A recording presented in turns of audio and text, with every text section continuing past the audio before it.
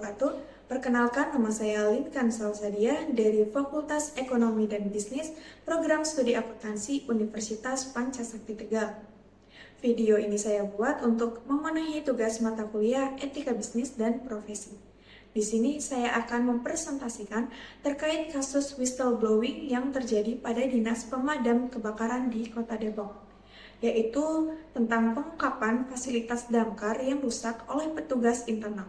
Kasus ini menjadi perhatian publik karena mengungkap kondisi fasilitas damkar yang rusak dan tidak layak untuk digunakan. Melalui pembahasan ini, kita akan memahami pengertian whistleblowing, kronologi kasus, analisis, dampak yang terjadi, hingga solusi yang dapat dilakukan. Pengertian whistleblowing. Pengertian dari whistleblowing itu sendiri yaitu tindakan seseorang di dalam suatu organisasi untuk mengungkapkan pelanggaran, penyimpangan, atau kondisi yang dapat merugikan kepentingan publik. Tujuan dari adanya whistleblowing ini adalah untuk meningkatkan transparansi, mencegah penyimpangan, melindungi kepentingan masyarakat, serta memperbaiki tata kelola organisasi agar lebih baik dan bertanggung jawab. Profil singkat kasus. Kasus ini terjadi pada tahun 2024 di Kota Depok. Pelapor dalam kasus ini yaitu bernama Sandi Putar-Putar yang merupakan petugas dari Dinas Pemadam Kebakaran Kota Depok. Kasus ini termasuk whistleblowing fasilitas publik karena yang diungkap adalah kondisi sarana dan fasilitas damkar yang mengalami kerusakan dan dianggap tidak layak digunakan. Pengungkapan dilakukan melalui video di media sosial dan akhirnya menjadi viral di masyarakat. Selanjutnya yaitu kronologi kasus. Kasus ini berawal dari Sandi Putar-Putar yang mengunggah sebuah video berisi room tour fasilitas damkar di Kota Depok. Dalam video tersebut diperlihatkan berbagai kerusakan fasilitas seperti kendaraan yang rusak, rem tangan yang blong, alat pemadam yang tidak layak, serta berbagai kendala operasional lainnya. Video tersebut kemudian viral di media sosial dan menarik perhatian masyarakat luas. Banyak masyarakat memberikan dukungan terhadap pengungkapan tersebut karena dianggap menyangkut keselamatan petugas damkar dan kualitas pelayanan publik. Selanjutnya yaitu analisis whistleblowing.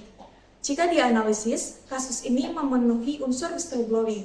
Pertama, pelapor merupakan orang internal organisasi, yaitu sebagai pegawai damkar itu sendiri, sehingga mengetahui kondisi secara langsung. Kedua, informasi yang diungkapkan berkaitan dengan permasalahan organisasi dan fasilitas publik yang bermasalah. Ketiga, tindakan tersebut bertujuan untuk kepentingan publik, khususnya keselamatan petugas dan pelayanan masyarakat. Namun, di sisi lain, whistleblower juga memiliki resiko, seperti tekanan, intimidasi, hingga ancaman terhadap pekerjaannya. Tentunya suatu kasus mempunyai dampak. Dampak dari kasus ini memberikan dampak positif maupun dampak negatif.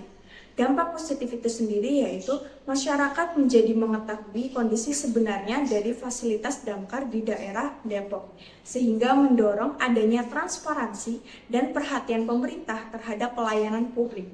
Sedangkan dampak negatif itu sendiri yaitu menurunkan citra instansi, berkurangnya kepercayaan masyarakat terhadap pelayanan publik, munculnya konflik internal organisasi, serta resiko tekanan terhadap pelapor. Tentunya ada beberapa solusi yang dapat dilakukan untuk mencegah terjadinya kasus serupa. Yang pertama yaitu memperkuat sistem whistleblowing dengan menyediakan saluran pelaporan yang aman dan rahasia. Yang kedua yaitu memberikan perlindungan kepada whistleblower atau sang pelapor agar terhindar dari intimidasi dan tindakan balasan. Yang ketiga, melakukan audit dan pengawasan fasilitas secara berkala. Yang keempat, meningkatkan transparansi penggunaan anggaran fasilitas publik. Dan yang terakhir yaitu pemerintah perlu segera memperbaiki fasilitas operasional damkar agar pelayanan kepada masyarakat dapat berjalan secara optimal.